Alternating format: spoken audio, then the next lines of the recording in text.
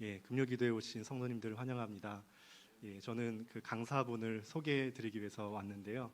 그 지난 10월 첫째 주부터 우리 주일학교 유치부부터 청년부까지 그 주변에 믿지 않는 친구들을 위해서 같이 기도하고 또 선행을 베풀고 복음을 전하는 관계전도 여정을 이제 한 달 동안 가고요. 10월 마지막 주에는 친구들을 초청해서 교회에서 또 환대하는 그런 시간을 지금 가고 있습니다. 이 전도의 일에 기도와 중보가 너무 필요하기 때문에 이번 금요기도에는 우리 관계전도 여정을 위해서 같이 기도하는 시간으로 갖고 있습니다.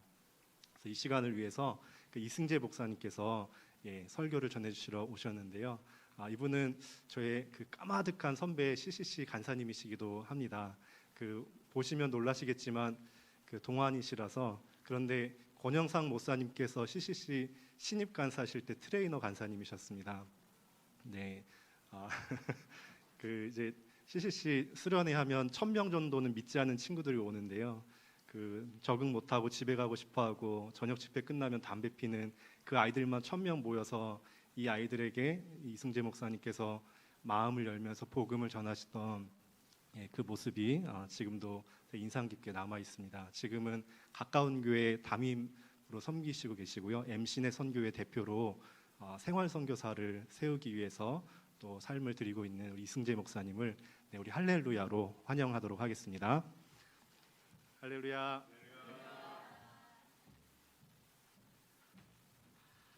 예, 반갑습니다. 그래서 오늘 말씀 한 구절을 보겠습니다. 고린도전서 10장 31절 말씀 보겠습니다. 한 절입니다. 같이 한 목소리로 봉독하도록 하겠습니다. 시작. 그런즉 너희가 먹든지 마시든지 무엇을 하든지 다 하나님의 영광을 위하여 하라. 아멘. 예, 감사합니다. 처음에 이제 제가 주일학교 학생들 이렇게 대상이라고 그래갖고 긴장을 많이 했는데 다 주일학교 학생들만 온 것 같습니다. 초등학교, 중학교, 고등학교 한번 손 들어봤으면 좋겠습니다. 제가 어딘지 보게. 저 뒤에도 있고요. 예, 좋습니다. 예, 고맙습니다. 제가 이제 초점을 어떻게 맞춰야 될지 잘 모르겠는데 아무튼 두리뭉실하게 좀 나아가 보도록 하겠습니다. 제 질문을 먼저 드릴게요. 이건 제 중학교 1학년이었던 제 딸이 저한테 했던 퀴즈입니다. 저는 이제 중국 선교사를 했었는데요. 제가 살았던 그 중국, 저는 이제 전기공학을 했으니까 중국어랑 전혀 관계가 없었습니다. 근데 발령받아서 이제 간 데가 중국 광저우라는 동네였습니다. 그래서 산, 스 이렇게 이제 1, 2, 3, 4 이렇게 배우고 있는데 동네에서는 다른 말을 쓰는 거예요. 알고 봤더니 광동성은 홍콩 보통 말이라는 광동어로 하죠. 평상시에는 산 속에서는 광동어를 쓰고 관공서에서는 학교에서는 보통어를 쓰는 거예요. 이게 두 나라 말이 얼마나 다르냐면요. 오늘 비가 왔다를 이제 보통어로 얘기하면, 우리가 알고 있는 중국어로 얘기하면 오늘 비가 내렸다 그러면 찐티엔 시아위러 이렇게 얘기합니다. 찐티엔 시아위, 비가 내렸다 이렇게. 근데 광동어는 뭐냐면 깜약 로길라 이렇게 얘기합니다. 이게 한국말하고 일본말 다른 것보다 더 다르니까 이 두 나라 말을 동시에 외워야 됩니다. 그리고 제 윗사람은 미국 사람이니까 영어로 리포트를 써야 되고 집에서는 한국말 써야 되고. 그러니까 이런 우리 애들이 이제 3살, 2살, 3개월 때 한국 땅을 떠나서 선교사를 나갔으니까 애들 이제 집에 손님 오면 광동어 쓰는 사람, 보통어 쓰는 사람, 영어 쓰는 사람, 집에서 한국말 쓰자. 그래서 제가 14년 선교사 생활하고 이제 돌아왔거든요. 그때 제 딸이 중학교 1학년이었는데 우리 애들의 특징은요, 이렇게 영어, 중국어, 광동어, 보통어 4개국 되는 게 하나도 없다는 특징이 있습니다. 이런 걸 영계국어 한다고 합니다. 그러니까 영계국어 하는 애들 있잖아요. 그러니까 이 좋은 대박난 애들은 어느 나라 말도 잘하는데 이게 이제 떠들어다니는 애들이 이게 영계국어. 근데 이제 학교 가면 맨날 꼴찌 하는 거죠. 이게 이게 말은 하는데 학습 용어가 안 되니까. 그래서 얘를 공부시키는 방법이 퀴즈를 시키는 거였어요. 책 같은 거 읽으라면 안 읽으니까 루리야, 우리 막내딸 보고 이제 중학교 1학년 때 친구한테 가서 아빠한테 퀴즈를 내서 아빠가 못 맞힐 만한 퀴즈를 데리고 오면 10,000원 주겠다고 그랬어요. 그 당시에 일주일 용돈 1,000원 받던 애가 10,000원이면 이제 열심히 하는 거죠. 그래서 친구를 사귀어서 문제를 많이 갖고 왔는데 너무 유치한 문제만 갖고 와서 제가 다 맞췄어요. 근데 지금 여러분께 내는 문제를 못 맞췄던 문제입니다. 한번 여기 어린이들도 있으니까 한번 중학교 1학년이 낸 퀴즈입니다. 아빠, 한국에 왔더니 한국 사람들이 자살을 많이 해. 그래, 한국이 자살이 이렇게 높단다. 그래서 이거 자살에 대한 퀴즈를 갖고 왔어. 이게 넌센스 퀴즈라고 알아? 넌센스 퀴즈 알지? 웃긴 퀴즈야. 근데 자살이어서 좀 슬퍼. 근데 5 식구가 있었는데 우리 집처럼 엄마, 아빠, 오빠, 언니, 막내 동생이 있었는데 5 식구가 삶이 너무 어려워갖고 자살하기로 해서 5식구가 30층 아파트 꼭대기에 다 올라가서 동시에 다 뛰어내려서 자살을 했어. 근데 한 명도 죽지 않았어. 그 이유가 뭘까? 이게 퀴즈였습니다. 너무 어려워서 힌트는 없냐 그랬더니 힌트는 손 드신 분이 있습니다. 근데 힌트는 없냐 그랬더니 아빠가 안 죽은 이유는 아빠가 기러기 아빠였답니다. 엄마는 새엄마, 그리고 오빠는 비행 청소년, 언니는 날라리였다는 거예요. 그러니까 이게 날아다니는 이유가 있죠. 근데 퀴즈는 뭐였냐면 막내가 죽지 않은 이유는 뭘까요? 였어요. 그래서 저도 비행 청소년 날라리가 다 하는데 못 맞추겠는 거죠. 그래서 한참 고민하다가 10,000원을 꺼내주면서 모르겠다 그랬어요. 그러니까 웃으면서 10,000원을 가져가면서 정답 알려주세요. 정답 뭘까요? 왜 안 죽었을까요? 막내는요. 제비족 아니죠. 엄마 아빠가 날라리, 비행 청소년, 기러기 아빠, 새엄마 다 나왔어요. 정답 말씀드리기 정답 뭐냐면 덜 떨어져서였습니다. 날라다니는 거는 전혀 관계가 없었어요. 그래서 이걸 10,000원을 이제 주고 이제 방에 들어갔는데 마음이 조금 이렇게 씁쓸한 거예요. 그래서 아니 설마 아빠가 10,000원을 딸한테 뺏겼다고 10,000원 때문에 씁쓸할 건 아니잖아요. 그래서 왜 이렇게 마음이 좀 찝찝하지 했는데 여기서 이제 트라우마가 이렇게 올라옵니다.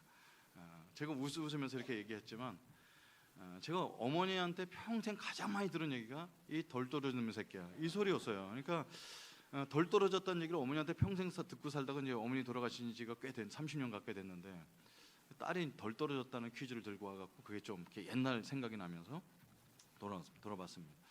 왜 부모님들은 자식들한테 좋은 얘기를 해야 되는데 저희 어머님은 이렇게 저보고 덜 떨어진 집구석이다 맨날 이런 얘기를 하셨을까요?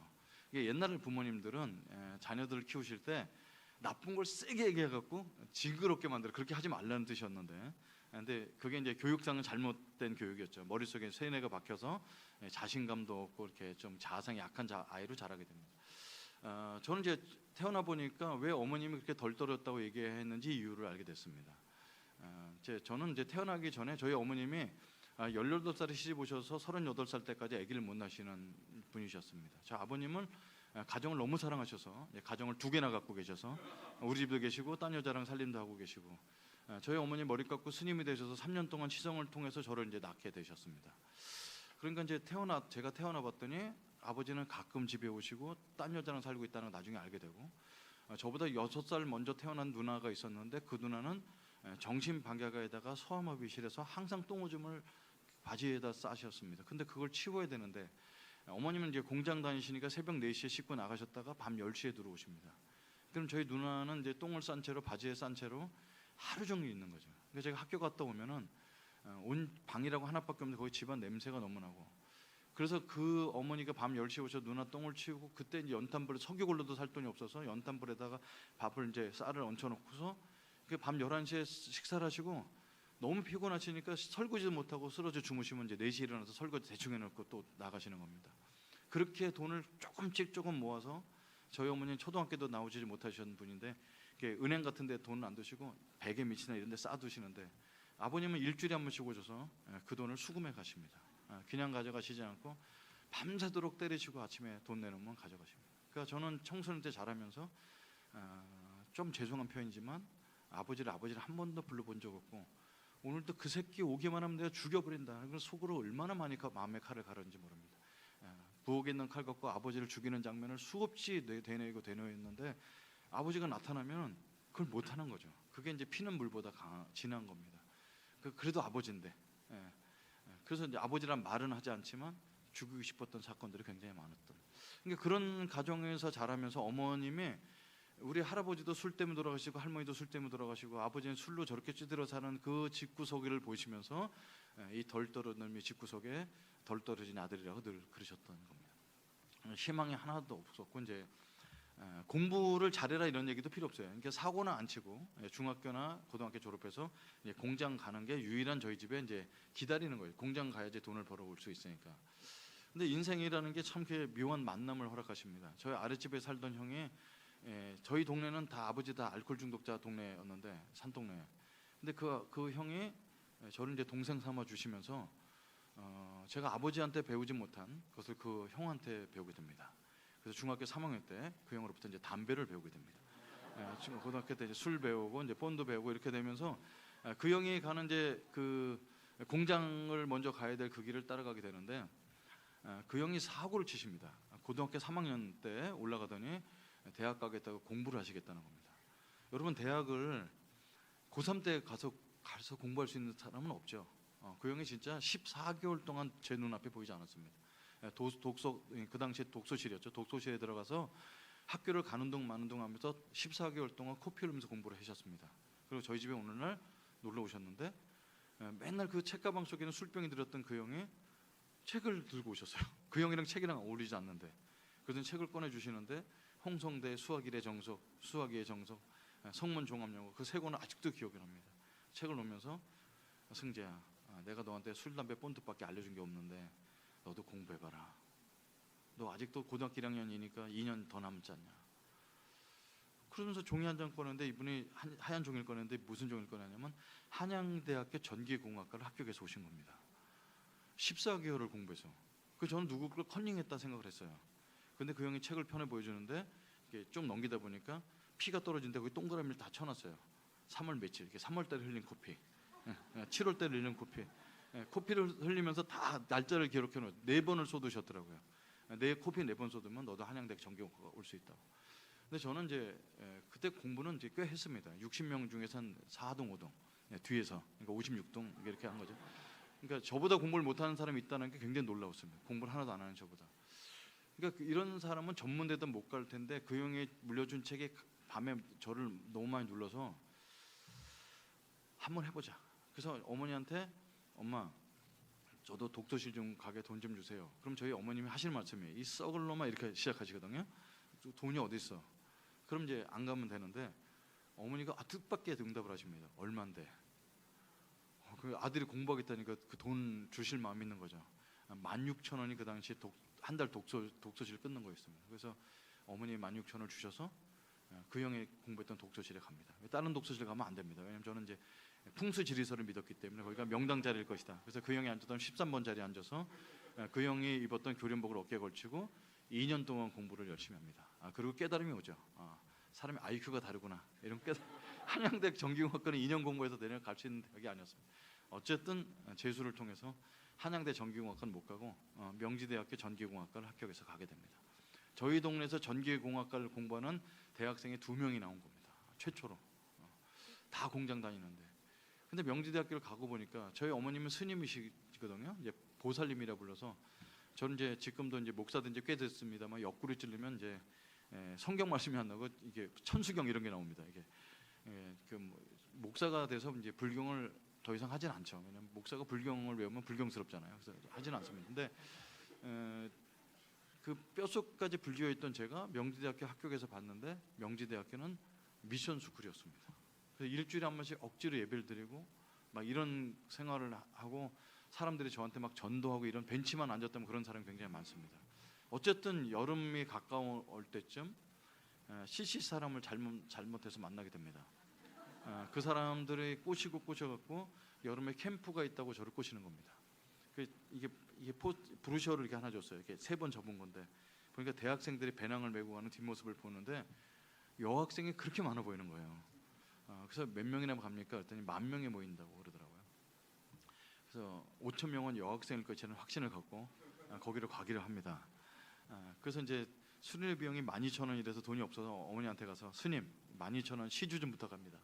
어머니 썩을 놈은 무슨 돈이 있어 이렇게 하시죠.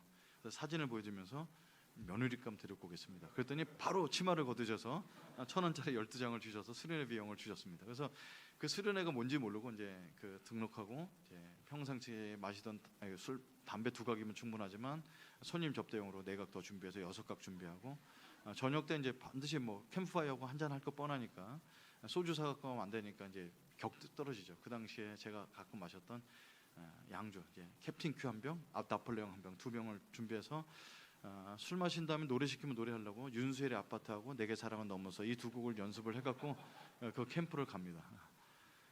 이제 여학생이 많았습니다. 근데 이제 아침에 일어났더니 큐티 시키고 아침에 예배, 점심 때 예배, 저녁 집회 예배, 저녁 집회 끝나고 들어가서 자야 되는데 순별 기도에 그 막 이게 하루 종일 예배를 드리고 제일 힘든 것은 밥 먹을 때 뭘 외워야지 밥을 주는 이런 걸 태어나서 처음 경험해 보게 됩니다. 그러니까 첫째 날, 둘째 날, 셋째 날 지나면서 너무 징그러워 갖고 이렇게 그래서 셋째 날 뭐 하면 뭐라도 있을 줄 알았는데 똑같은 걸 무한반복하는 거죠. 그러니까 잠자리 너무 불편합니다. 취침이 11시인데 김중건 목사님 설교가 11시 넘어서 끝나요. 그리고 기도해야 하고 들어가면은 11시 반쯤 되는데 11시 반에 자도 30분 늦게 자는 거잖아요. 근데 기도회 끝나고 나면 12시 좀 넘어요.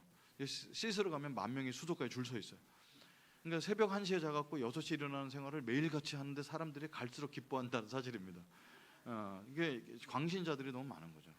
그래서 셋째 날까지 보내다가 내가 있을 곳이 못 된다. 그래서 셋째 날 저녁 때 짐을 쌉니다. 벽 보고 자는데 사람들이 와서 승재 형제 기도해야지. 저는 벽 보고 자는 척하니까 사람들이 뒤에서 얘기하더라고요. 승재 형제 화장실에서 담배 피는 거 봤어? 나도 봤어. 막 그러면서 이제 기독교의 특징이 있잖아요. 저를 위해서 기도해 준 척하지만 뒷담화를 엄청 이렇게 하더라고요. 그래서 저는 이제 뒷담화 까고 말고 이제 벽 보고 잤습니다. 아침에 일어나서 가방을 싸는데 저를 지도했던 순장님이 뭐 하는 거냐. 그래서 집에 가려고요. 그랬더니 집은 내일 가는 거야. 저 오늘 갑니다. 그랬더니 이제 제가 이제 술병 갖고 온 걸 다 보여드리니까 어이가 없는지 집에 가라고 허락해 주셨습니다. 그래서 가방 싸고 나가는데 아주 그 표정을 잊지 못하겠죠. 굉장히 진지한 얼굴로 제 팔을 붙잡고 가긴 가는데 오늘 부탁이 있다. 마지막으로 부탁이 있다. 그래서 무슨 부탁이냐 했더니 기도해줘도 되겠냐 이런 거예요. 그럼 뭘 이렇게 진지하게 부탁해서 이거 하세요 이랬어요. 근데 우리 숙소에 20명이 같이 자고 있었는데 갑자기 광고를 하는 거예요. 여러분 승재 형제가 수련회 내일 마지막인데 오늘 간다고 합니다. 이 친구를 위해서 기도할 분은 앞으로 나오시기 바랍니다. 근데 20명이 다 나오는 거 있죠.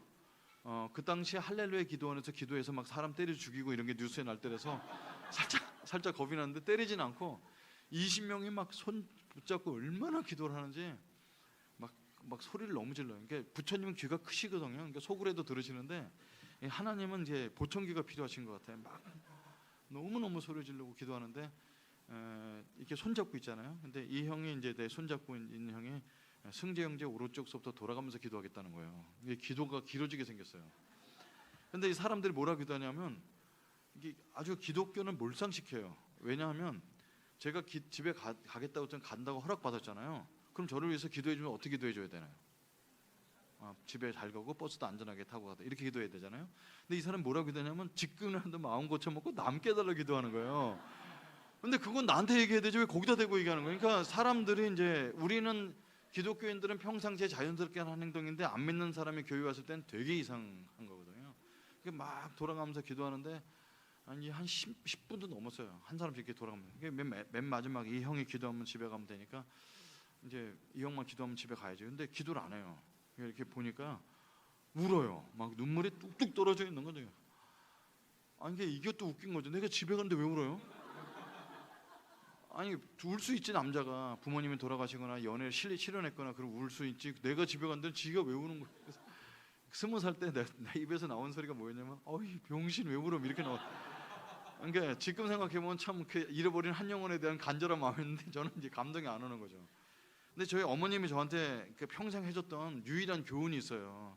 저희 어머님 뭐 도둑질 하지 말라, 뭐 성실하게 살라 이런 소리는 하지 않으시고 불교인이셨으니까 승재야, 우리가 집안에 돈도 없고 아버지 술주정뱅이고 누나라고 하나 있는 거 병신이고 그래도 우리가 똑바로 살아야 된다. 똑바로 사는 건 한 가지야. 남의 눈에 눈물 나게 하면 안 돼. 이걸 맨날 그 남의 눈에 눈물 나면 네 눈에 피눈물 난다. 맨날. 옆에서 눈물 흘리는 것이 이게 황당한 거지. 그래서 이 형은 아유 울지 마요. 남으면 될 거 아니에요. 그랬더니 20명이 주님께 영광의 박수를. 그래서 뭐라 그러냐면 주님께서 응답하셨대요. 응답은 내가 해줬는데 주님께서 응답하셨대요. 그래서 이제 하루 더 남기로 해갖고 남았습니다. 대신에 이제 식후연초 불례장생이라고 전 밥 먹자마자 담배를 피워 장수한다고 믿습니다. 그다음에 예배는 내가 알아서 가든지 안 가든지 내가 결정하겠습니다. 그리고 밥 먹을 때 뭐 안 해도 먹게 해주세요. 이건 이제 3가지 허락받고서 하루 더 남기로 해갖고 이제 딴 사람 요절 배울 때 전 밥 먹고 딴 사람 양치질 할 때도 도넛 만들고 이렇게 그래서 이제 그렇게 아주 천덕꾸러기처럼 했는데 아무도 잔소리 안 해요. 내놓은 거죠 사람을. 낮에도 놀고 이제 산에 올라가서 놀고 이러다가 저녁 때가 됐는데 사람들이 저녁 집회 마지막 집회에 다 참석하러 가는데 저는 안 가죠. 일단 이제 사람 서서 율동하고 막 이런 게 너무 싫습니다. 노래도 모르는데 막 남자들이 막 소리 얹고 막 이게 막 이러고 막 그런 거 어떻게 하는지 모르겠어요. 그러니까 제가 봤던 기독교의 율동을 한마디로 정의 내리자면 이제 정신병적인 좌우 대칭 운동이다. 그래서 이쪽 한 번 하면 반드시 이쪽 한 번 하고 이쪽 한 번 때리면 하는 그런 그러니까 하기가 되게 어려운. 근데 사람들이 다 가서 찬양 소리가 나고 이제 조용해지기 시작하는 거죠. 그럼 사람이 대표기도 하고 설교하는데 깜깜한데 혼자 있는 게 좀 그래요. 그래서 이제 불을 켰는데 불이 안 들어와요. 전기를 다 내려놓고 가갖고. 그래서 마지막인데 설교는 1시간 반 정도 하니까 가서 설교나 듣고 앉아 있자. 그리고 이제 뭐 나쁜 소리 하겠어? 그래서 깜깜한데 사람들이 10,000명이 앉아 있는 뒷좌석에 그냥 이렇게 앉았어요. 김중건 목사님 나와서 설교하시겠습니다. 이렇게 나왔죠. 뭐 그 할아버지가 하는 얘기 나랑 아무 관계가 없는데 그날은 올라오시자마자 굉장히 다른 논조로 얘기하셨어요. 모든 사람은 죄인입니다. 모든 사람은 죄인입니다. 이렇게 소리 지르시는 거죠. 깜짝 놀랐죠. 다시 말씀드립니다. 모든 사람은 죄인입니다. 죄의 값은 사망입니다. 천국과 지옥은 분명히 있습니다. 3일 동안 뭐 들었던 기억은 하나도 안 나는데 그게 막 귀에 쏙쏙 들어오는 겁니다. 안 들리던 설교가 들립니다. 아무리 똑똑한 박사를 할지라도 똑똑한 죄인일 뿐입니다. 아무리 예쁜 미스 코리아를 할지라도 예쁜 죄인일 뿐입니다. 성자일수록 참회록을 씁니다. 왜냐하면 우리 양심이 우리가 죄인인 걸 말해주기 때문입니다. 21세기에 과학이 발달했다고 천국과 지옥이 없다고요? 천국과 지옥은 분명히 있습니다. 과학자들이 하나님께 돌아오고 있습니다. 생물학자들이 하나님께 돌아오고 있습니다. 천국과 지옥은 분명히 있습니다. 이런 논조로 제가 38년 전에 들었던 설교인데 이런 논조였어요. 이건 아직도 기억나는. 근데 아무렇지도 않죠. 뭐 그냥 뭐 죄에 대해서 얘기합니다. 뭐 불교도 죄 이런 거 있어요. 그래서 소고기, 돼지고기 먹지 마라 그래서 안 먹을 수 있나요? 먹고서 4월 초파일날 석가탄신이나 미꾸라지 살아있는 거 10마리 사다가 논에 풀어주면서 나는 이제 착한 짓 했으니까 뭐 이런 죄 씻음 이런 건데 말도 안 된다는 거 불교인으로 알고 있죠. 근데 내가 아무렇지 않다고 생각했는데 이제 여기서 이제 뭐가 올라오기 시작합니다. 여러분 우리가 이제 설교를 통하거나 아니면 이렇게 무슨 영상이나 사형리 이런 거 갖고 사람을 전도하면은 그 사람이 내가 말한 걸 잘 알아들어서 그 사람이 예수 믿는 것 같잖아요. 이제 그렇지 않다는 겁니다. 제 속에 있었던 뭔가가 이렇게 올라오기 시작하는데 이거를 제가 나중에 예수 믿은 다음에 해석을 해봤어요. 왜 그날 나한테 그런 일이 있었을까? 거죠.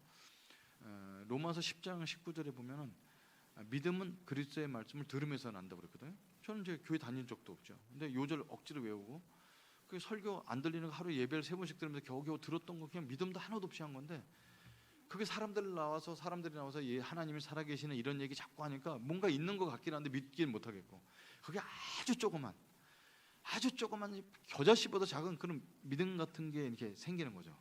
그게 막 믿겠습니다 이런 거 아닌데 어렴풋이 절대자가 있으니까 이 사람들이 이러겠지 이런 걸 갖고 있는 건데 믿음의 성령께서 터치를 하게 되면 믿음이 우리 삶 속에서 하는 가장 강력한 역사가 있어요. 뭘까요? 성령께서 우리 안에 믿음을 자극했을 때 우리 내면에 일어나는 가장 강력한 역사.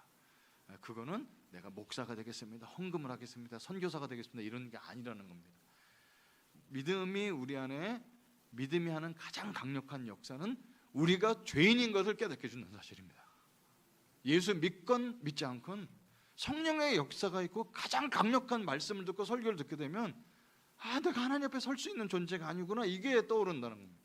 저는 그 당시에 교회 한 번도 나가지 않았던 제가 이 자극을 받으면서 여기서 뭐가 올라오고 하는데 다 묵혀놨던 거 아무도 모르는 거 이건 다 끝난 거라고 생각했던 일이 있었어요. 그건 저희 누나가 맨날 똥오줌 싸고 있는 그 다 치우기도 힘들었던 그 누나인데 아버지가 오셔서 어머니를 막 부삽으로 찍어대고 그날 밤에 다시 돌이켜보고 싶지도 않고 저는 칼 들고 방에 들어가고 아버지는 부삽 들고 휘두르고 진짜 이게 지금도 생각하면 손이 달달 떨리는 그런 아주 살벌한 저녁 밤에 아버지는 죽이지 못하고 제가 길거리 계속 방황하다가 아침에 이제 가방 싸러 들어가서 책가방 싸놓고 이제 학교 갈 준비하다가 마당 내려와서 씻고서 방에 들어갔는데 바보 누나가 어저께 한 그 숙제 노트를 꺼내서 찢어갖고 먹고 있는 그 장면을 보게 됩니다. 저희 바보 누나는 장난감 같은 게 없고 바보니까 그렇게 할 수밖에 없는데 고등학교 1학년 때까지 그런 적이 없다가 그날 그 아버지에 대한 미움과 이런 것이 막 속에서 막 나면서 절대로 해서는 안 될 행동을 하게 됩니다. 저희 누나를 무차별 구타하게 됩니다. 이 병신이 우리 집에 와서 나는 친구도 하나 데리고 올 수 없고 나는 평생 내 똥이나 치워주러 태어났냐고 우리 누나를 너무 많이 가격을 하게 됩니다. 온몸이 시커멓게 멍들도록 때리는 걸 보게 됩니다. 세상에서 가장 잔인한 인간은 우리 아버지. 그 공장살이하는 그 어머니 돈을 주먹질해서 술과 노름으로 그 탕진하는 인간 쓰레기 같은 우리 아버지가 가장 악한 인간이라고 생각했는데 내 속에 나타난 그 잔인성은 엄마는 아버지한테 대들 수나 있었지만 장애인 누나는 아무 이렇게 자기를 보호할 수 없는 그 장애인 누나를 수없이 때렸던 사건이 제 삶 속에 있었어요. 그래서 밤에 와서 어머니가 이제 목욕시킬 때 멍든 자죽이 들킬까 봐서 착한 척하면서 엄마 누나 목욕을 내가 다 시켜서 옷을 입혀서 누나 목욕 다 시켜놨다고. 그래서 6주 7주를 목욕시키면서 멍든 자죽이 없어질 동안 기다립니다.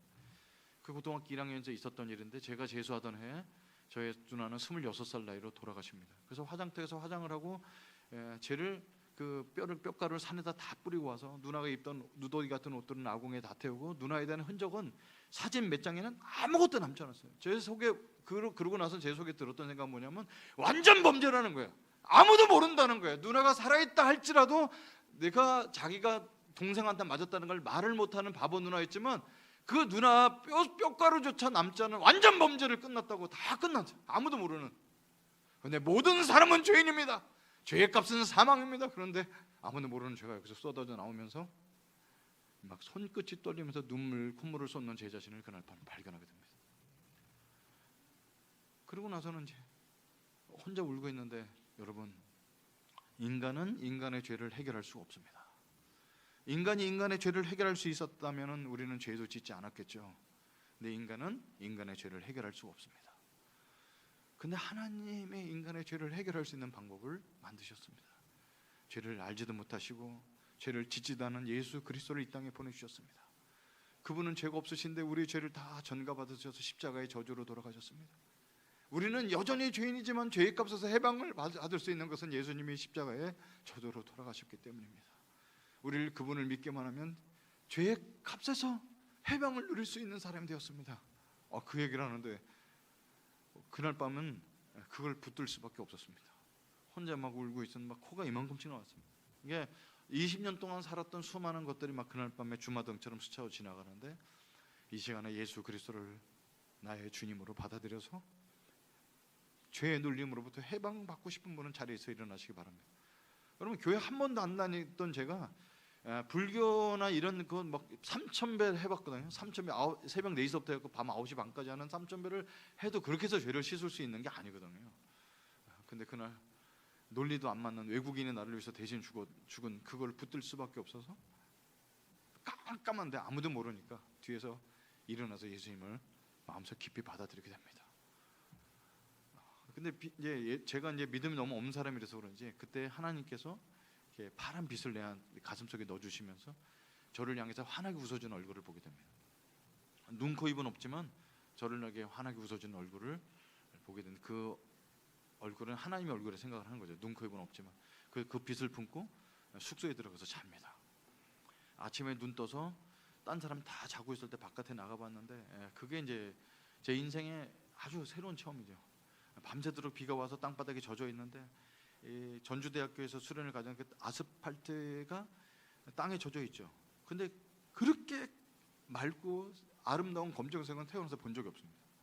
아니 그냥 검정색인데 그렇게 예뻐갖고 아스팔트를 못 밟겠는 거예요. 그래서 아스팔트 손으로 이렇게 만졌습니다. 너무 예뻐갖고 아스팔트 이렇게 예쁘냐. 그리고 나뭇이파리가 너무 영롱하고 물에 젖은 나뭇이파리 반짝거리는 것이 이게 영화에서 나오는 것처럼 너무 반짝거리고 바람이 불어서 가지가 흔들리는데 내가 어제 예수 믿은 걸 막 축하했냐고 온 나무가 춤을 추는 걸 경험하게 됩니다. 본드 끊은 지 몇 년 됐는데 그날은 본드 한 것보다 더 막 이런 체험을. 그래서 이제 숙소에 들어갔는데 누가 저한테 어제 예수 믿는 거 봤어요. 그러면서 조그만 성경책을 주는 거예요. 그러면서 앞에서부터 읽으면 딱딱하니까 요한복음부터 읽어보세요. 그러더라고. 요한복음이 뭔지 모르죠. 이렇게 넘겨보니까 나와서 쉬는 시간마다 한 장씩 읽는 거예요. 근데 요한복음 10장 있다가 이제 눈에 확 들어오는 구절이 나옵니다. 내가 온 거, 도적이 오는 것은 도둑질하고 죽이고 멸망시키려는 것뿐이요. 그렇지, 도둑은 도둑질하려고 오는 거지. 근데 내가 온 것은 양으로 생명을 얻게 하고. 근데 생명이라는 단어가 막 내 가슴 속을 비치는 거죠. 이게 굵게 보이는 거예요. 생명이라는 단어가. 그래서 내가 어제 예수님 믿어갖고 하여튼 이제 빛이 들어오는 체험도 하고 죽이고 싶었던 아버지랑 밥 먹을 수 있는 용기도 생기고 똑같은 날인데 세상이 너무 깨끗해 보이고 우리 집이 내가 예수 믿었다고 아버지가 알코올 중독에서 벗어난 것도 아니고 똑같고 찢어지게 가난한 거 똑같은데 이렇게 어깨가 펴지고 막 내 얘기를 나누고 싶은 거예요. 그 전까지는 사람들이 돌아가면서 자기 어려움들 얘기 나누고 막 이러냐면 속으로 그래서 병신 왜 저런 얘기를 해? 저거 그런 얘기하면 지 약점 잡히는 얘기인데 사람들이 예수 믿는 사람들 자기의 어려운 걸 나누는 게 이해가 안 되는데 그 예수 믿고 그 다음 날 아침 날은 사람들한테 내 얘기를 하고 싶은 거죠. 그리고 이제 뭔가 이렇게 막 꿈틀거리는 막 이게 있어요. 그걸 뭐라고 설명하기 어려운데, 근데 그거를 예수님이 이 땅에 오신 목적이 나한테 생명을 주시려고 오셨다는 걸 알게 됩니다. 그리고 더 풍성히 얻게 하려 합니다. 예수님 믿고 구원받는 것도 좋지만 풍성한 삶을 위해서 오신 거죠. 그러니까 예수님 믿으면 우리가 천국 가는 것도 맞고요. 이 자리에 있는 자체가 구원인 것도 맞는데 예수님은 예수 믿었으니까 너 고난 속에 계속 살다가 죽은 다음에 천국 받아라 이 정도가 아니라 이 땅에 살면서도 풍성한 삶을 주신다는 겁니다. 사람들이 풍성한 삶에 대한 정의는 이 자리에 이제 100여 명 앉아 계신 분들이 다 달라요. 어떤 초등학생들은 공부 잘하는 거, 예뻐지는 거, 뭐 다 키 크는 거 이런 것도 풍성한 삶일 수 있겠죠. 소원함이. 근데 저한테 풍성한 삶은 나의 결핍이죠. 결핍은 뭐냐면 가정이었어요. 가족이 모여서 한꺼번에 앉아서 밥이라도 먹는 가정을 갖고 싶은 거예요. 우리 부모님 가정은 안 돼. 방법이 없잖아요. 근데 저는 결혼해서 행복한 가정을 이루고 싶은 거예요. 행복한 가정의 기준도 돈 많고 이런 게 아니고 그냥 가족끼리 모여서 밥을 먹을 수 있는 가정. 그래서 이제 CCC의 선배였던 그 누나한테 가갖고 여자 좀 소개해달라고 그랬더니 CCC는 연애하면 잘리는 곳이야. 계속 그래서 그러지 말고 한 사람 소개해달라. 나는 딴 거 필요 없고 나는 행복한 가정을 만들고 싶다. 계속 졸랐더니 그 누나가 기도해 본다고 그러셨어요. 그래서 이제 계속 기다렸는데 소개를 안 해줘요. 이제 알고 봤더니 기독교 용어로 기도해 볼게는 안 된다는 뜻이었는데 계속 이제 계속 기다렸어요. 그래서 이제 그 누나가 이제 한 명 소개해줘 갖고 저를 만났어요. 근데 그 자매는 어머님이 전도사님이시고 아버지가 기독교 잡지의 편집장이고 그러니까 믿음이 좋은 사람이죠. 저한테 왜 오겠어요?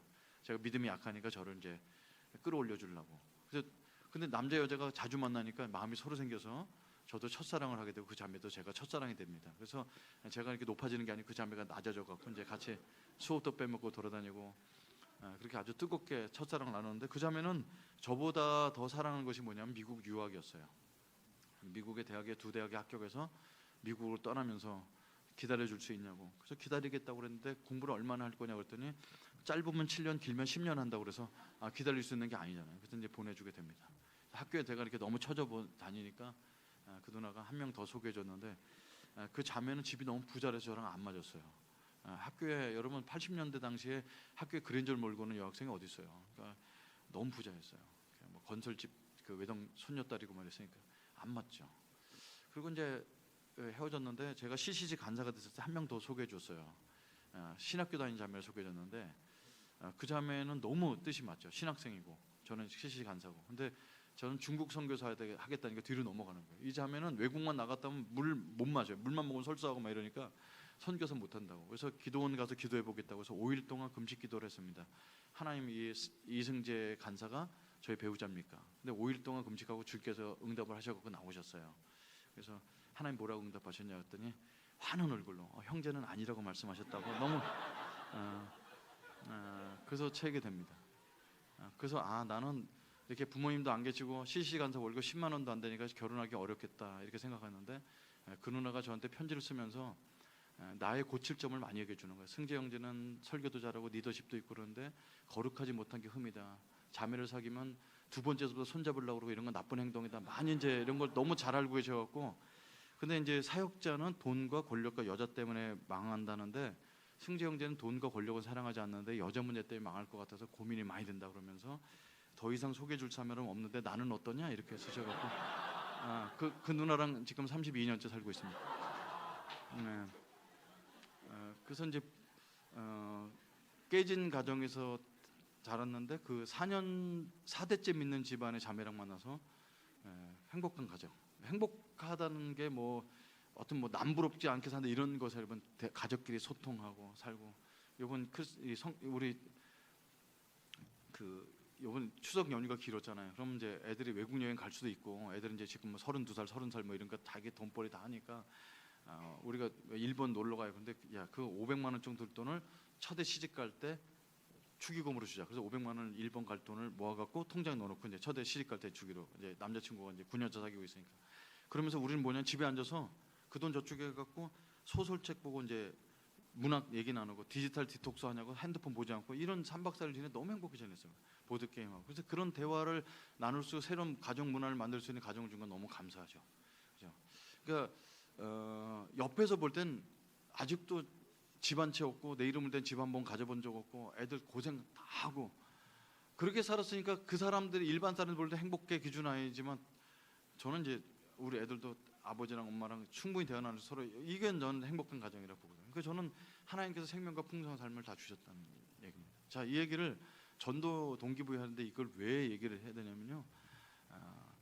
하나님을 믿고 우리의 삶의 목적이 있다는 겁니다. 첫째 날 하나님께 빛을 창조하시고 보기에 좋았더라.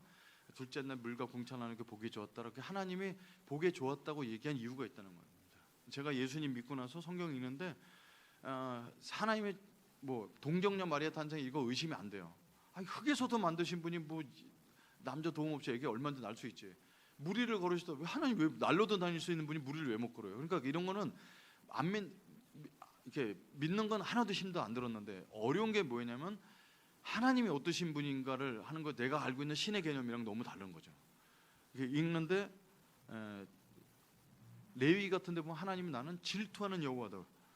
우리 엄마도 하는 거 하나님 왜 하는지 모르겠어요. 질투하는 여호와다. 그리고 뭐 안식을 범하면 돌로 쳐 죽여라. 뭐 간음하면 돌로 쳐 죽여라. 부모를 욕하는 자를 돌로 쳐 죽여라. 이게 이렇게 죽일 것 같으면 왜 사람을 만드셔갖고 이런 하나님이란 분이 내가 알기에는 막연하게 착하고 이런 분이 아니라 굉장히 무섭기도 하고 가나안 땅을 싹 쓸어버리기도 하고 막 이러시는 거죠. 그리고 이제 이해가 안 되는 것이 본인이 빛을 만드시고 보기에 좋았더라고. 그래서 자기가 만들고 자기가 칭찬하는 걸 고사성어로 뭐라고 그러죠? 자뻑이라고 하죠. 그러니까 자기가 만들고 자기가 좋았더라, 자기가 만들고 자기가 좋았더라 이런 것들이 그런 것들이 이해가 안 됐어요. 그러니까 저는 이제 모태 신앙이 아니니까 성경 읽으면서 이런 질문을 하는데 깨달음이 왔습니다. 아주 결론부터 말씀드리면 모든 우주 만물은 누굴 위해서 존재하냐면 우리를 선물로 주려고 하신 거예요. 그래서 흑암과 혼돈에 있는 우주를 빛을 만드셔서 빛 가운데 살 우리, 물과 공창을 나눠서 땅 위에 살 수 있는 우리, 동물들과 식물들과 산소를 만드시면 우리가 거기 살아갈 수 있는 환경에 대해가는 걸 보고 되게 좋아하시는 거죠. 근데 주인공은 누구냐면 개는 개처럼 돼지는 돼지처럼 소는 소처럼 창조하셨지만 사람은 하나님처럼 창조해서 이거 다 넣어주려고 만든 거야. 그러니까 우리는 보기에 심히 좋았던 존재입니다. 그러면 모든 우주 만물과 우주 빛과 이런 것들은 다 하나님께서 우리에게 선물로 주시고 우리가 다스리도록 만드셨다면 우리는 왜 만드셨냐는 거예요. 맨 마지막에 이제 다스리는 일꾼으로 만드시려면 셋째 날 넷째 날 만드셔서 돼지들 나올 때 막 새끼도 밖에 해주고 나무도 신게 만드시면 되지 아무것도 필요 없는 그 순간에 우리를 창조하셔서 아담과 하와를 창조하셔서 제일 먼저 우리 사람에게 하셨던 게 안식해라 이렇게 하시잖아요.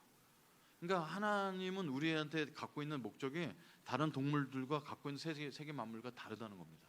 그래서 이걸 아주 간단히 얘기하면 동물들의 이름을 다 짓고 우주 만물들을 보면서 하나님의 놀라운 지혜와 하나님의 창조주를 보고 하나님의 창조주라는 걸 기억하게 만드는 겁니다. 이거를 기독교 용어로 얘기할 때 하나님의 영광을 위해서 창조하셨다는 겁니다. 그러니까 우리는 삶의 목적이 딱 하나예요. 뭐 선교사를 많이 갈 수도 있고 뭘 할 수도 있고 뭐 할 수 있지만 우리는 먹든지 마시든지 무엇을 하든지 하나님의 영광을 위해서 사는 게 삶의 목적이라는 겁니다. 아주 심플합니다. 그런데 이제 하나님께 영광을 돌린다는 개념을 갖다 보면은 애매하죠. 그러니까 예전에는 어떻게 했냐면 내가 이 교회에서 11조를 가장 많이 하는 장로가 돼서 하나님께 영광 돌리겠다. 그러면 헌금 못하는 사람이 영광 못 돌리나요? 나는 이 서울대학교에 합격해서 하나님께 영광 돌리겠다. 그러면 이제 고려대 간 사람, 저같이 명지대 간 사람은 인간 쓰레기가 되죠. 그러니까 하나님께 영광 돌린다는 것이 뭔가 최고 것이 돼서 1등이 돼갖고 올리는 것은 아닌 겁니다. 그 과정과 여러 가지 것들이 있죠. 그래서 제가 오늘 이제 포인트 3개 나누겠는데요. 하나님께 영광이 되는 게 하나님이 우리를 향한 목적인데 하나님께 영광 돌릴 수 있는 길은 무궁무진하게 많은데 가장 중요한 3가지를 나눠보겠습니다. 첫 번째 하나님께 영광 돌릴 수 있는 가장 좋은 방법은 뭐냐면요. 하나님을 좋아하는 겁니다. 하나님을 좋아하는 거. 여러분 저도 이제 우리 애들 다 키워봤잖아요. 야 뭐뭐 하면 뭐 줄게, 뭐뭐 하면 뭐 줄게 해서 애들한테 계약 관계를 해서 저를 좋아하게 할 수 없습니다. 그냥 끊임없이 베풀어주고 아빠니까 좋은 거죠. 우리 애들한테 많이 물어. 아빠 좋아 안 좋아? 좋아. 왜 좋아? 그럼 애들이 이유를 대야 되잖아. 그럼 뭐 이유 되면 다 틀렸다고 내가 얘기해요. 그냥 아빠니까 좋은 거야. 아빠니까. 난 너를 좋아하나 내가 너를 너 좋아해. 그냥 아들이니까 좋아하는. 그래서 그냥 좋아하는 자체가 하나님께 영광이 된다는 겁니다. 우리는 기도 응답해 주셔도 좋고 내 찬양을 받으셔도 좋고 이렇게 따지는 건 여러 가지 조건 중에 좋아할 수 있지만 그냥 하나님 좋은 거죠. 그게 하나님을 그냥 생각만 해도 좋고 그것이 가장 큰 영광. 아무 조건 없이 기도 응답이 안 돼도 하나님이 살아계신 자체가 좋고. 그죠? 그래서 이제 이런 거예요. 제가 이제 수영장에 다니면서 안 믿는 사람을 사귀었는데요. 최근에 이제 어떤 일을 겪었냐면 이 친구 교회 안 다니는 친구예요. 근데 어느 날 이제 수영장에서 7년을 사귀었잖아요. 남자인데 직장인 다니고 전무니까 회사에도 급도 높고 돈 뭐 다 뭐 외제차 몰고 다니니까 돈도 있는 친구인데 저한테 이제 목사님이라 부르죠. 교회사 수영장에 내 목사인지 아니까 할 수 없이 목사님이라 부르는데 근데 그 친구한테 어느 날 목사님 우리 다이빙 한번 해보자. 그리고 항상 영상을 저한테 보내주는 게 필리핀 해 바닥 들어가서 한 거 막 산호초 찍은 거 그걸 막 영상을 보내오는 거예요. 이게 명절만 됐다면 무조건 해외 가갖고 부부가 가서 그 다이빙을 해요. 이거를 너무 늦게 배운 거 하순 원스럽다는 거예요. 바닷속이 그렇게 아름답다는 거예요. 그래서 저한테 다이빙 가다는데 아니 전 수영만 해도 된다고. 그런데 어느 날 목사님만 시간 내면 다이빙 체험을 해주겠다는 거예요. 그래서 이제 저랑 아내랑 수영장 몇 사람 7명을 제가 모았는데 그 아우디 차에 가득 싣고 온 거야. 친구 다이빙 하는 친구들한테 다이빙 장비를 다 빌려 갖고 와갖고 월드컵 거기 가면 5m 풀이 있어요. 거기 호흡하는 거 알려서 다 들어가갖고 뭐 갔다 와서 그걸 해주는 거죠. 내가 돈 내는 것도 아니에요. 그걸 친구들한테 가방 차를 몰고 가고 7개를 갖고 와, 그걸 한 사람당 다이빙 장비 이만한 거 7개를 가방에 싣고 와갖고 7명이 좀 5m에 들어갔다 나왔는데 호흡을 시켜주는데 그게 너무 기뻐서 하는 거죠. 그러더니 자기가 이 기쁜 얘기를 하는 거예요. 이게 다이빙을 제일 처음 받아갖고 필리핀 수영 그 바닷가에 들어갔는데 자기를 코치가 이렇게 쭉 따라오고 그래서 이제 산호초를 따라서 쭉 갔는데 어느 정도 있다가 여기 뒤는 까까라면 절벽이죠. 밑에 깜깜해서 바닷속이 보이지 않는데 수영장에서 나가더니 나오라고 그러는 거예요. 근데 어차피 떠서 가는 건데 거길 못 가겠더라는 거죠. 근데 나오라고 그래서 죽으면 죽는다 해갖고 떠서 그 깜깜한데 딱 들어갔는데 근데 그 얘기를 하면서 소름이 끼치는 거예요. 이게 10년 전에 있었던 사건인데 그때 소름이 쫙 끼치면 죽을 고비 넘기면서 그 맛 때문에 지금도 해마다 받는다는 거예요. 그러면서 나한테 이게 뭐냐면 목사님 이게 물뽕이라는 겁니다. 이거 한 번 맞으면 이게 너무 짜릿한 것 때문에 간다면서 그날도 그 얘기하면서 7명의 장비를 빌려와서 우리를 그 체험시켜갖고 나를 필리핀에 데리고 가려는 그 목적이 하나도 안 피곤한 거예요. 그 회사에서 전무되는 사람이 뭐가 부족해서 나한테 그거를 다이빙하려고 해요. 다이빙을 그렇게 좋아하는 거예요. 내가 부끄러웠어요. 물론 그 친구들한테 내가 새롭게 와서 나간 방송 같은 거 해갖고 보고 아유 내용 좋았어요. 아유, 훌륭하신 목사님이 이렇게 다 하긴 했어요. 그런데 그 친구가 다이빙에서 그걸 그렇게 좋아하는 것만큼 제가 예수님을 좋아해서 전도하지 못했다는 사실입니다. 그러니까 전도는 훈련을 해갖고 이 사람을 내가 잃어버린 영혼을 구원해갖고 교회에 앉혀 이런 식으로 하게 되면 굉장히 부담스러운데 내가 하나님이 그렇게 좋으면 얘기 안 할 수 없다는 거예요. 이게 얼굴에 보이거든. 그 친구가 다이빙 얘기할 때면 눈빛이 달라진다는 거예요.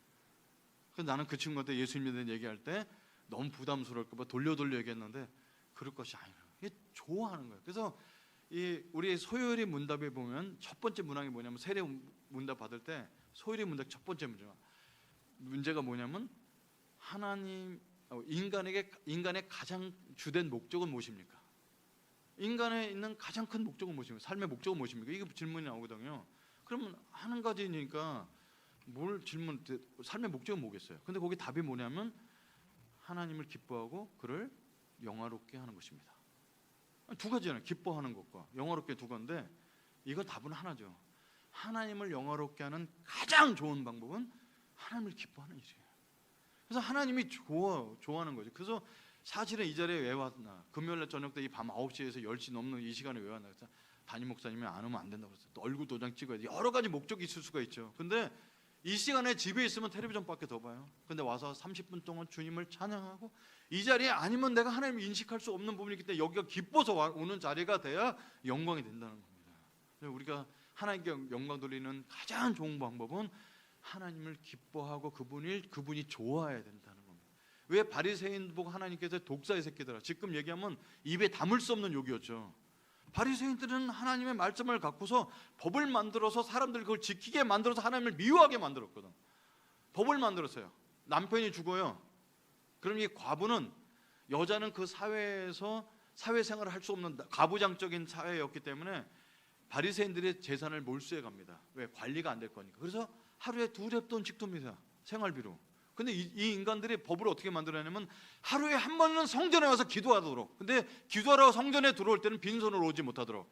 최저하 비용이 뭐냐면 비둘기값 2마리. 그게 2렙돈이었어요. 그러니까 기도하라고 왔어. 하루에 일단 2렙돈을 받아갖고. 근데 기도하러 오는데 비둘기 2마리 사갖고 와야 돼.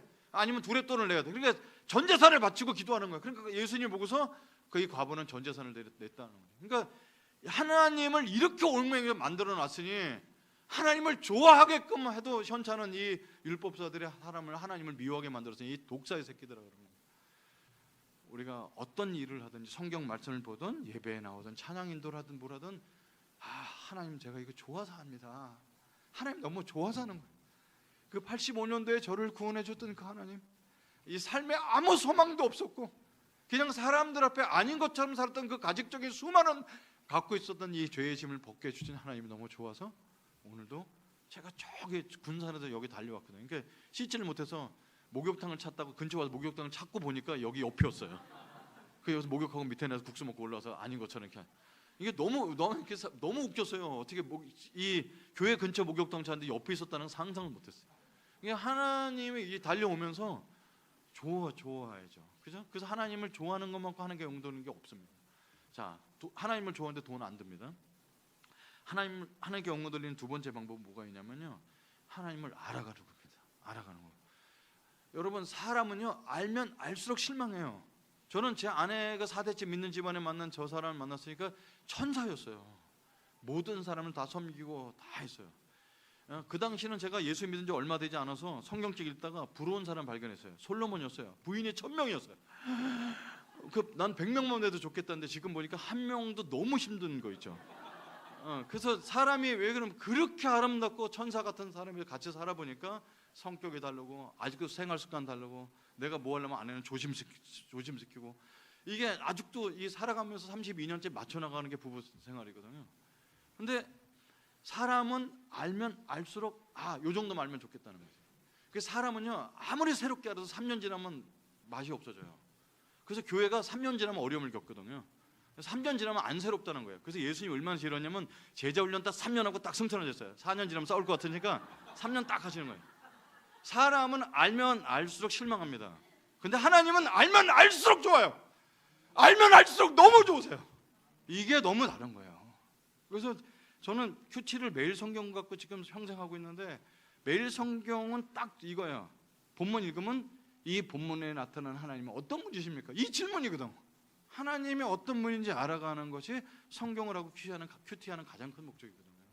하나님을 알면 알수록 좋아요. 제가 어느 날 이렇게 설교를 하다가 보니까 이제 누가복음을 따라서 하다 보니까 탕자의 비유를 하게 됐어요. 야, 이 탕자의 비유를 설교를 내가 7번 8번 이 주일학교까지면 20번을 했겠다 이런 생각 드는 거죠. 그래서 이제 또 읽는데 뭐 뻔하지 뭐 첫째 아들 중심도 설교해봤어, 아빠 중심도 해봤어. 그래서 이제 이거를 하는데 하나님에 대해서 이 본문에서 더 알 수 있는 게 없을까? 이게 또 질문을 하는데 두 가지 질문이 떠올랐어요.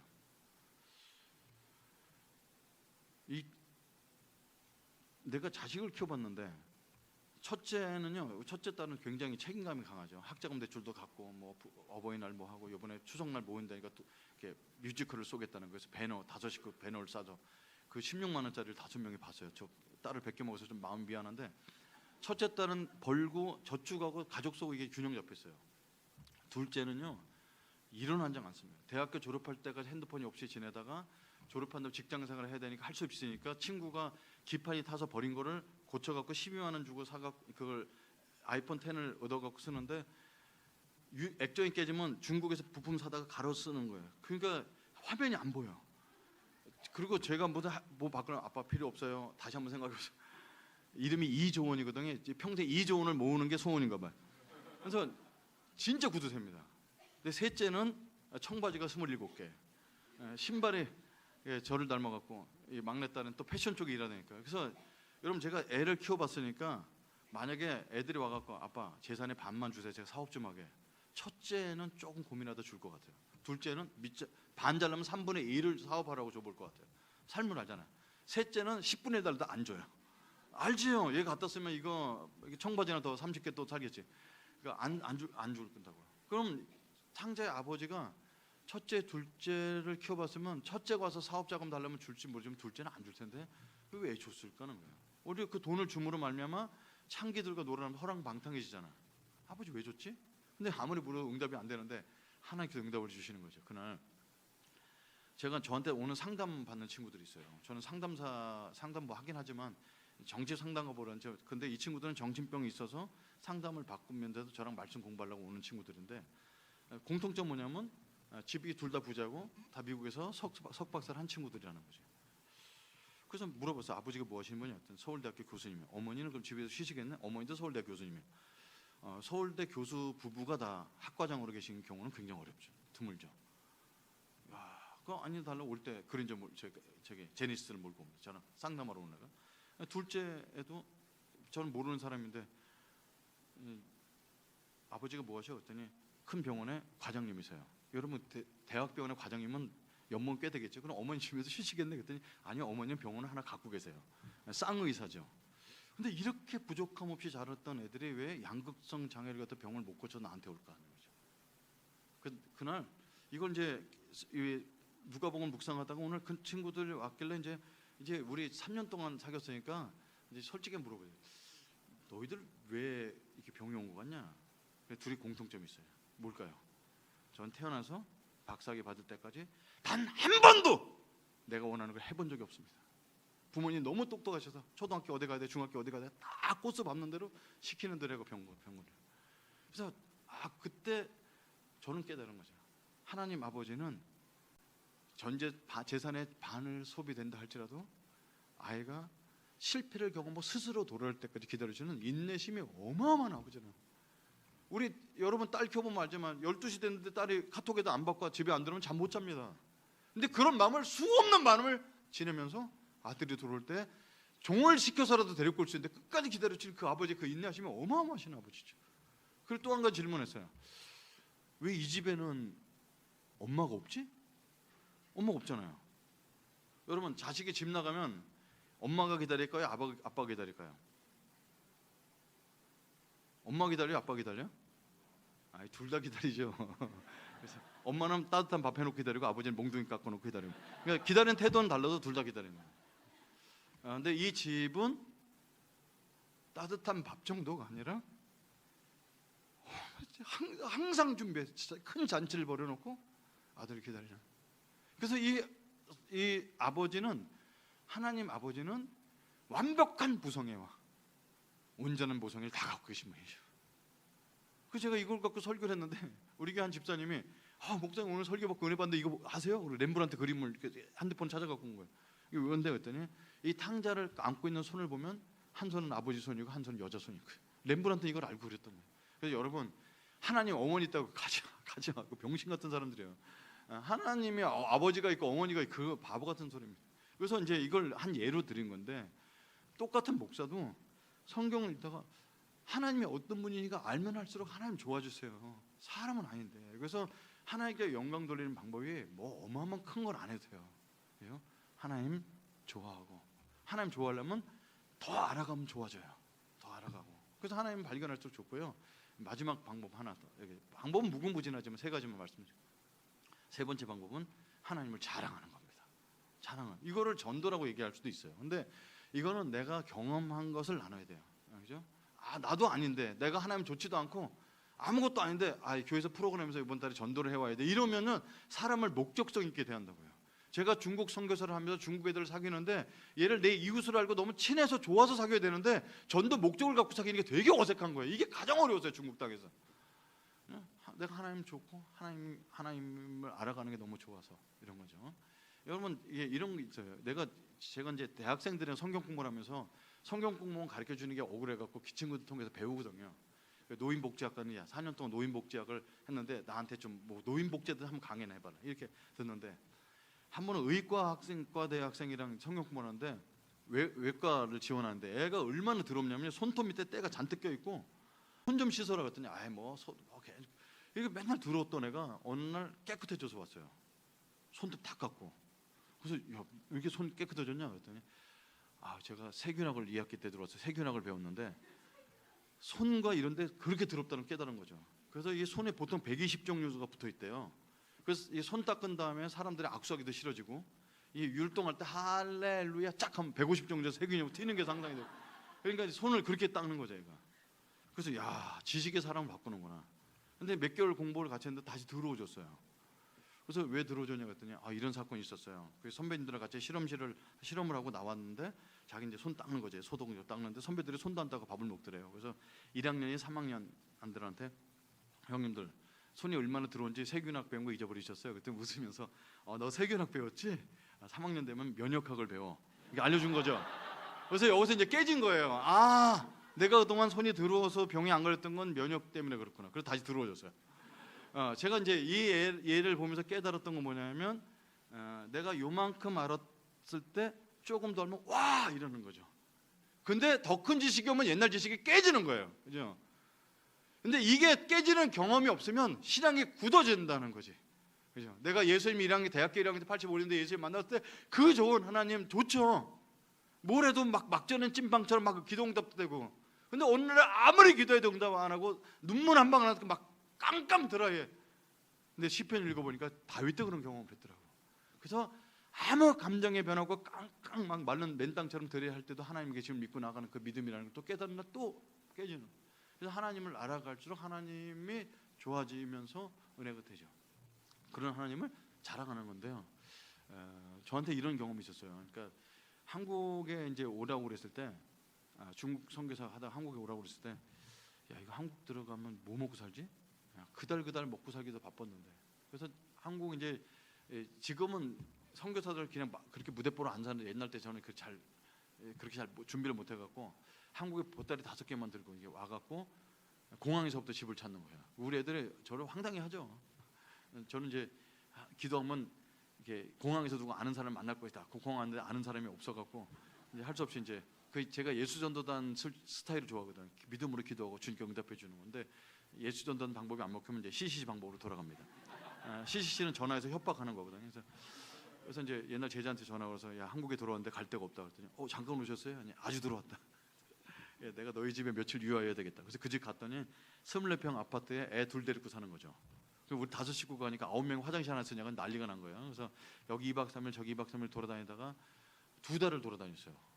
그러니까 애들한테 너무 미안한데 한 교회에서 저한테 와서 선교 보고를 해달라고 초청했어요. 그러더니 그분이 질문 안 하셔도 되는데 선교사님 어디에 머물고 계신가요? 이렇게 질문하시는 거예요. 이런 거 물어본 목사는 처음이거든요. 그래서 성경적으로 대답을 드렸습니다. 인자는 머리 둘 곳이 없네요. 그랬더니 아니 이 한국 땅에 2달 동안 우리에게 일단 오시라고 한번 찾아봅시다. 갔는데 조립식 건물이야. 갈기가 좀 그렇죠.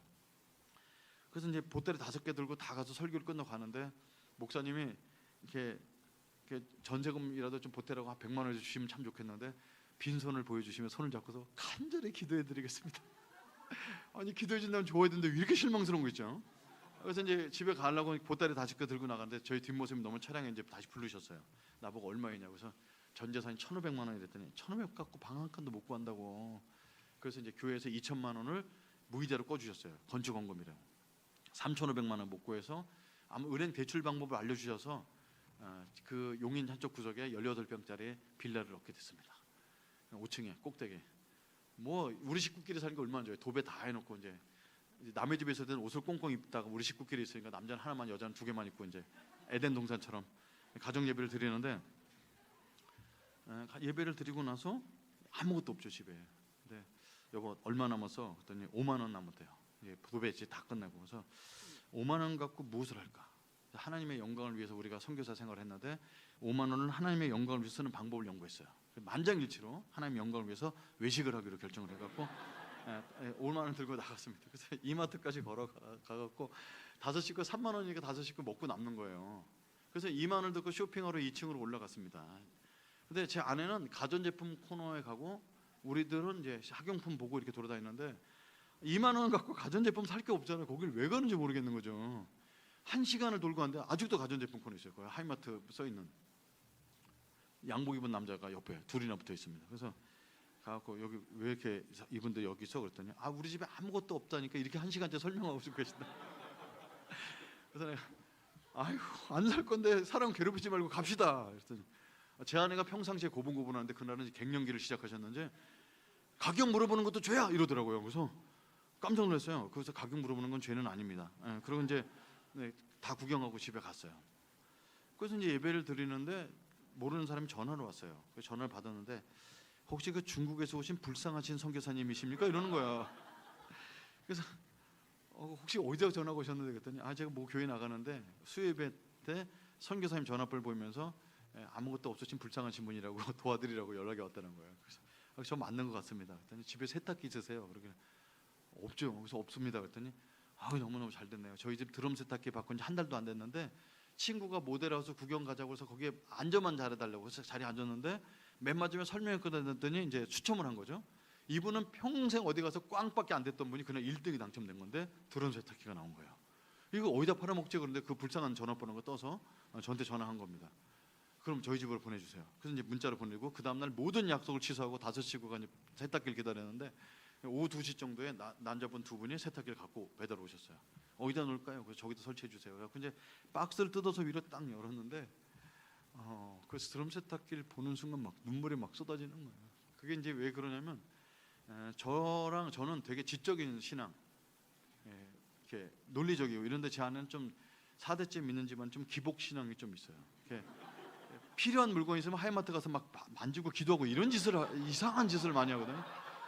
그날도 막 만지고 돌아다니니까 꼴 보기 싫어서 안 갔는데 우리 형편에 맞지도 않는 그 드럼 세탁기를 만지고 근데 그 아내가 만졌던 색깔까지 똑같은 건가요. 그러니까 이게 우연일치 치고는 너무 소름이 끼쳐서 세탁기를 보는데 눈물이 뚝뚝 나더라고요. 그래서 큰딸이 와서 아빠 왜 그래? 왜 울어? 세탁기 처음 봐. 그래서 다 나와. 그래서 세탁기 안 주기도 해서 이제 지금까지 쓰고 있어요. 그러고 나서는 이제 한 분이 또 띵동 오셨는데 문을 못 열게 해서 이제 문을 살짝 열었는데 제가 CC 출신인데 CC 선교사님이 어려운 걸 보고서 아내랑 같이 기도하고 헌금을 들고 왔습니다. 그래서 봉투를 막 내미는 거예요.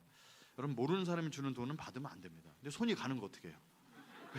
근데 은혜가 넘쳐요. 두꺼워요. 그래서 그래요 고맙습니다. 뭐 잘 쓰겠습니다. 그래서 이제 이름이나 알고 뭐 집사입니다. 그래서 받아갖고 돈 쉬어보세요. 제 아내가 제 인생의 가장 진지한 순간이 돈 셀 때래요. 10,000원짜리가 70장이 들었어요. 그래서 와 이거 뭐 한 달 생활비가 들어왔네. 이렇게 근데 봉투에다가 이분 조그만 글씨로 꼭 냉장고 사는데 써주세요. 이렇게 써놓은 거예요. 여러분 선교사한테 헌금할 때는 그냥 주셔야지 이렇게 지정을 하면 부부간의 갈등이 원인이 돼요. 그래서 여보 이거 어떻게 하지? 냉장고 사야 되는데 근데 제 아내가 쳐다도 안 봐요. 얼마 들었는데 70만 원. 그랬더니 아니야. 왜? 그날 내가 만지고 기도한 건 문 2짝짜리 150만 원짜리라는 거야. 여보 2짝짜리면 이 조그만 18평 돌 때도 없어. 한국어면 그거 쓰고 싶었어. 그래서 이거 어떻게 해? 그래서 이거 집사님한테 냉장고 산 거 식사 한번 초대해야 되는데 근데 아들이 아빠 한국에는 인터넷이 싸대요 그러는 거예요. 그래서 인터넷을 연결해서 노트북에 켜갖고 아내가 전 모델 넘버를 LG 디오스 그 하얀색인데 그걸 엔터키를 딱 쳤는데요. G마켓이 저를 구원했어요. 당일 특가 한 대 한정판을 하는데 그 냉장고가 70만 7천 원이에요. 성령께서 말씀하시더라고요. 너도 양심 있으면 7천 원 내라. 그래서 얼른 그걸 카드로 긁어서 그 70만 7천 원짜리 하고 아내 보고 이거 또 필요한 거 없어요. 우리 밥솥이 없잖아. 그래서 아내가 이제 밥솥을 쭉 골랐는데 아내가 고른 밥솥은 다른 밥솥보다 4만 5천 원이 비싸요. 그래서 왜 비싸냐 그랬더니 밥솥 황금동 밥솥이라고 아세요? 밥솥 들면 다 검정색인데 제 아내가 사고 싶은 밥솥은 이게 황금 색깔 나는 밥솥이에요. 그 밥이 잘 된대. 그래서 여보 4만 5천 원이면 우리 한 달 생활비인데 일주일 생활비인데 그냥 검정색 먹자. 그래서 검정색을 막 카드로 긁고서 냉장고를 같이 주문했어요. 그때 아내가 투덜투덜 되는 거죠. 그리고 5분쯤 있는데 띵동 손님이 왔어요. 그 당시엔 초인종 소리는 다 천사가 오는 거예요. 그래서 물론 가서 이제 얼른 열었는데 처음 보시는 나이 많으신 권사님이 이렇게 오셨어요. 여기 선교사님 댁 맞는가요? 그랬더니 맞습니다. 그랬더니 아, 우리 집에 예전에 경품 받은 물건인데 안 쓸 것 같아서 포장도 안 뜯은 건데 갖고 왔어요. 쓸면인데 황금동 밥솥이었어요. 그래서 황금동 밥솥 넣고 5 식구가 예배를 드렸어요. 여러분 밥솥 넣고 예배 드려본 적 있으세요? 그래서 이제 예배 드리는데 이게 논리로 설명이 안 되죠. 그 기복신앙은 아닌데 이걸 왜 만진 거? 그래서 아내 보고 여보 내가 그동안 당신 너무 믿음 없고 이상하다고 기복신앙 있다고 너무 한 거 너무 미안해. 그랬더니 왜 또 갑자기 이상한 소리 해? 혹시 그날 더 만진 거 없어? 하도 잔소리해서 3개밖에 못 만졌어요. 그 3개. 그는 이제 누워서 자는데 막 베개가 눈물로 막 젖는 거예요. 제 아내는 뭘 그렇게 갖고 싶었냐면 중국 땅에서 평생 플라스틱 젓가락 쓰다가 한국 오면 꽃무늬가 박힌 수저를 쓰고 싶었대요. 그 좀 큰 걸 좀 기도하지 그걸. 그래서 근데 어떤 분이 수저를 갖고 오셨는데 10개 세트인데 너무 드리게 미안하다고 그냥 한 세트는 우리가 썼다고. 근데 9개라도 받으시겠어요? 하고 아유 우리 5 식구인데 괜찮아 받았는데 그냥 꽃이 큼지막한 게 쫙쫙쫙 박힌 그 젓가락 들고 울고 있더라고. 아니 냉장고 세트가 훨씬 비싼 건 아무 감동 없는 사람이 젓가락 들고 울고 있더라고. 그래서 하나님이 얼마나 세밀하신지 기복신앙처럼 내가 깔봤던 것까지 다 이렇게 해주시는 것 같아요. 물론 이거는 평생 있는 건 아니에요. 이게 광야 생활할 때 하나님께서 불기둥 구름 기둥을 인도하시고 만나를 내줄 때가 있죠. 이제 가나안 땅에 들어가니까요. 코로나 기간 때는 강의도 없고 그러니까 생활비가 안 나오죠. 그 음식 배달해서 아내랑 같이 해서 잘 살아 쿠팡 2초 발 배달해서 잘 먹고 살았어요. 그러니까 육신으로 일할 때가 있고 그렇게 안 될 때는 그렇게 또 할 수 있죠. 제가 이게 신학교 가서 강의를 하다가 신학생들이 너무 이제 재미없게 강의를 들으니까 뒷부분에 제가 최근에 있었던 간증 하나 나눌게요. 그 냉장고 세탁기 하고 이거 생겼더니 그거에 다 너무 반짝반짝 뜨더라고요. 그래서 이제 어떤 자매 여자 전도사님이 제 페이스북에 담벼락에 글 올린 거예요. 목사님의 오늘 간증을 듣고서 너무 은혜를 많이 받았습니다. 근데 그때가 너무 더운 여름이었거든요. 너무 더워서 우리 집에 지하에 사는데 유리창도 없는 지하에 살고 있는 여자 전도사님이 너무 더워서 선풍기 하나 있으면 좋겠다 싶다가 갑자기 간증이 떠올라서 하이마트 가서 선풍기를 만지고 왔는데 30분 뒤에 한 집사님이 내가 만졌던 선풍기를 갖고 왔다고 너무 놀랍다고 막 페이스북 거기다 댓글 써놓은 거예요. 근데 그 글에 댓글들이 웃겼어요. 저 내일에 용산에 카메라 만지러 갑니다. 여러분 만지는 게 들어오는 거 아닙니다. 그러면은 뭐 내가 원하는 자매 어깨 한번 만지고 부인 만들 수 있고 그 절대 그런 게 아니고 아주 특별한 기간에 그렇게 할 수 있다는 거죠. 근데 믿거나 말거나 나는 그 절박하고 어디 갈 수도 없고 진짜 이 한국 기강에 들어왔더니 선교사 지원하던 교회들에서 다 이제 선교사 들어오셨으니까 다 수원은 끊겨서 한 달에 생활비 몇십만 원도 안 되는 그때 어떻게 애들이랑 이 땅에서 살아가지 할 때 하나님이 아주 살아계시고 이 땅에 너를 다시 불렀다는 은총의 표정을 보여주셨거든요. 여러분 우리 삶을 돌아보면은 저는 이제 일생에게 아주 극적인 이런 이야기는 많은데 우리 삶 속에 있었던 아주 평범한 가운데 하나님이 아니라면 할 수 없는 일들이 우리 안에 있거든요. 아주 평범한 감사 이런 것들. 그래서 사람들에게 하나님이 얼마나 좋으신 분인지 자랑하면은 하나님이 영광 받으잖아요. 우리 교회 크다, 우리 교회 목사님 설교 잘한다 이런 거는 사람들 별 관심 없어요. 근데 여러분이 만난 하나님에 대해서 하나님이 얼마나 좋으신 분인지 자랑하면 주님이 영광 받으신다는 겁니다. 제가 오늘 전도를 어떻게 해야 되는지 한마디 얘기 안 했습니다. 근데 우리 속에 하나님의 좋아함과 하나님을 알아가는 기쁨과 하나님에 대해서 자랑하고 싶은 것이 차고 넘치면요 입을 열면 얼굴이 나오거든요. 그래서 이번 기간에 그걸 좀 더 적극적으로 해서 하나님이 큰 영광 받으시는 그런 프로그램과 교회가 되기를 간절히 축원합니다. 기도하겠습니다. 하나님 아버지 고맙습니다. 우리가 주님을 위해서 하는 일, 하나님 나라를 위해서 하는 일이 부득이함이나 억지로가 아닌 하나님을 좋아서 하나님을 더 알고 싶어서 그리고 하나님을 자랑하고 싶어서 하는 저희들 될 수 있도록 축복하여 주시고 정말 우리 삶이 먹든지 마시든지 무엇을 하든지 주님을 영광을 위해서 할 수 있는 그런 삶이 될 수 있도록 기름 부어 주옵소서. 감사드렸고 예수님의 이름으로 기도드렸습니다.